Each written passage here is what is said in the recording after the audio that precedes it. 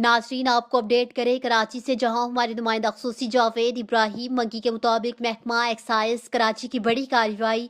खुफिया इतला मिलने पर डायरेक्टर एक्साइज वहीद शेख की हदायत पर कार्रवाई की गई, जबकि डिप्टी डायरेक्टर ज़हूर इलाही मेजारी की रहनुमाई में टीम ने कार्रवाई की। आपको बताएं कि एक्साइज इंस्पेक्टर सैयद फयाज अली शाह ने अपनी टीम के हमरा 304 किलोग्राम हीरोइन और 500 किलोग्राम चर्स बरामद कर ली और मंशियात बनाने के लिए इस्तेमाल होने वाला 38 किलोग्राम केमिकल भी बरामद कर लिया।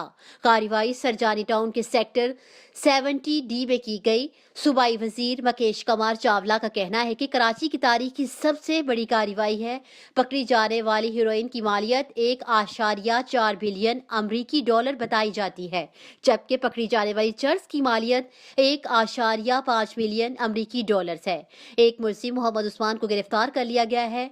मुकेश कुमार चावला कहते हैं कि इतनी बड़ी कार्रवाई पर महकमा एक्साइज के अफसरान मुबारकबाद के मुस्तहिक हैं।